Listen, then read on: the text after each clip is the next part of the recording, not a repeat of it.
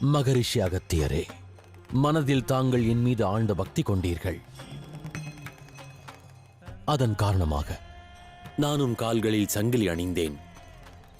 வேதனை கொண்டிருந்தும் என்னைக் காண வந்தீர்கள். என்னைக் காண்பதற்கு முன்னர் தாங்கள் ஒரு கணம் கூட ஓய்வெடுத்திடவில்லை.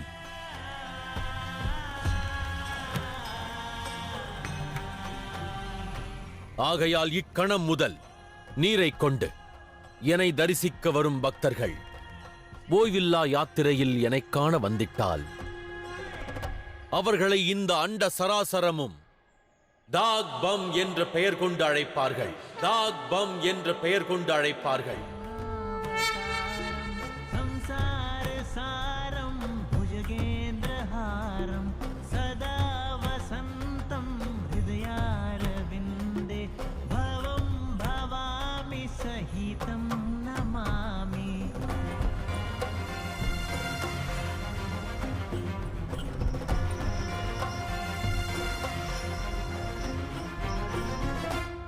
இனி நான் தங்களின் பாதங்களின் வேதனையை போக்க வாய்ப்பளியுங்கள் மகரிஷி.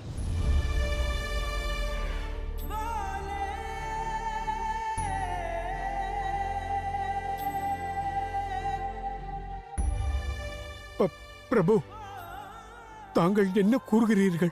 தாங்கள் இப்பிரபஞ்சத்தை காக்கும் சிவன், தேவாதி தேவர், மகாதேவர்.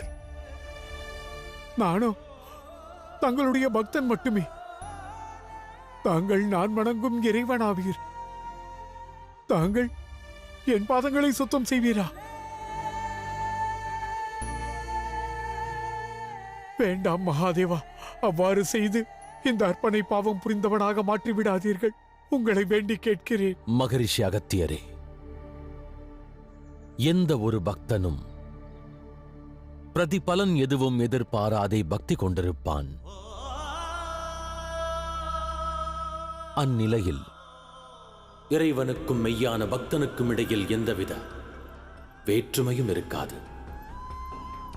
அவர்கள் பக்திக்கு எடுத்துக்காட்டாக மாறுகின்றார்கள். அவரது மற்றும் சிவனின் வாழ்க்கை ஒன்றாக மாறுகிறது.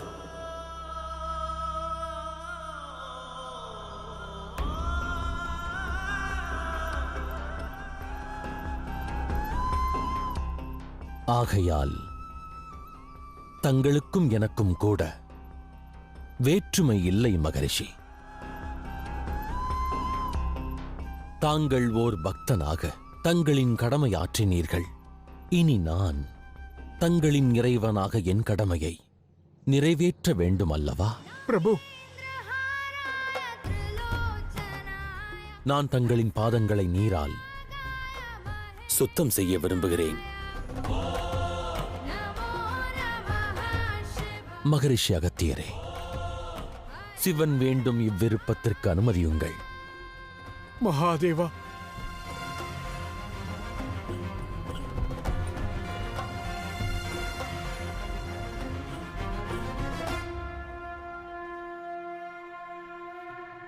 தங்களுடைய விருப்பம். வாருங்கள்.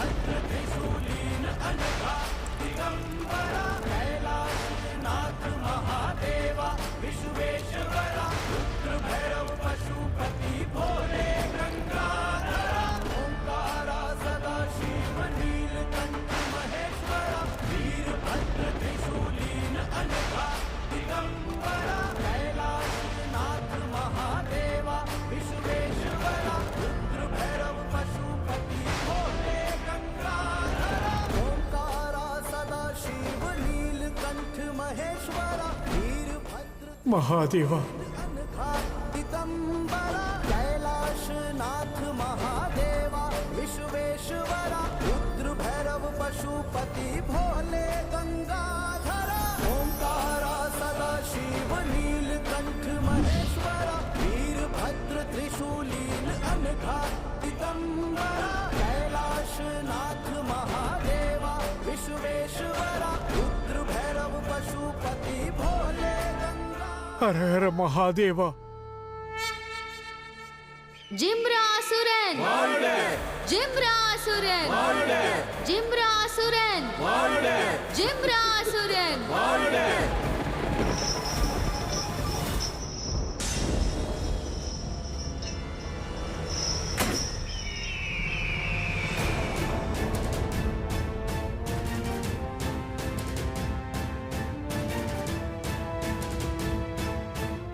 இந்த சங்கிலி துண்டுகள் எங்கிருந்து வந்தன?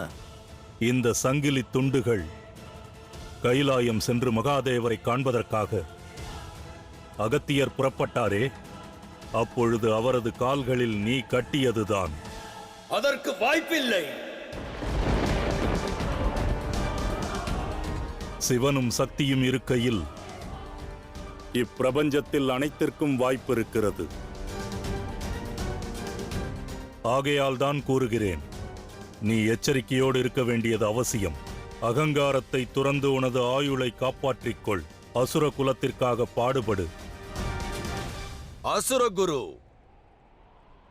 தாங்கள் கூறியதை நான் என்றும் நினைவில் கொள்வேன்.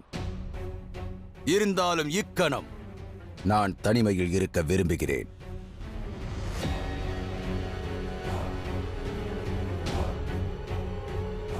அசுர மாதா,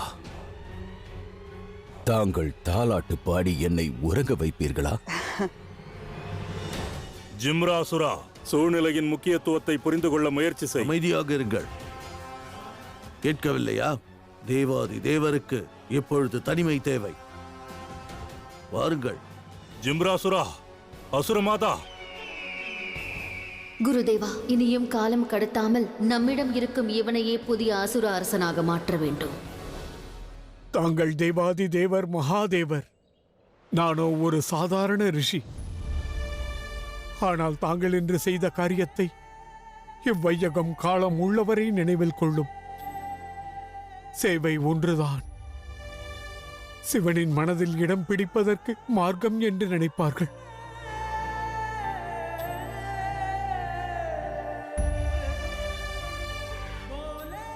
பிரபு, தங்கள் குணத்தை வையகம் உணர்வதற்கு நான் மார்க்கமாக இருந்ததை எண்ணி மிகவும் மகிழ்ச்சி கொள்கிறேன். அது மட்டுமின்றி இனி தங்களை அபிஷேகம் செய்வதற்கு எவர் வந்தாலும் அவர்களுக்கு உங்களது ஆசி மட்டுமின்றி காவடியை சுமந்து வந்து பூஜிக்கும் அனைத்து பக்தர்களுக்கும் எங்கள் மகரிஷிகளின் ஆசியும் கிட்டும்.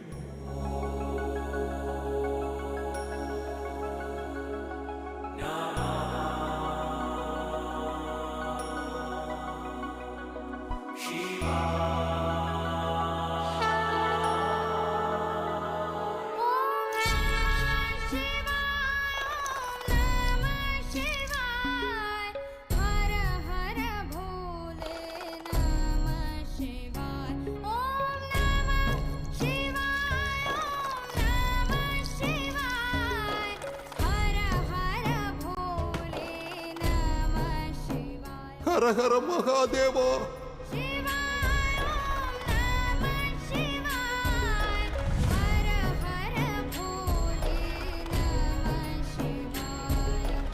ஹர ஹர மகாதேவா, ஹர ஹர மகாதேவா, ஹர ஹர மகாதேவா, ஹர ஹர மகாதேவா, ஹர ஹர மகாதேவா. நான் குணமடைந்து விட்டேன். நான் நலமாக இருக்கிறேன். மிக்க நன்றி மகாதேவா.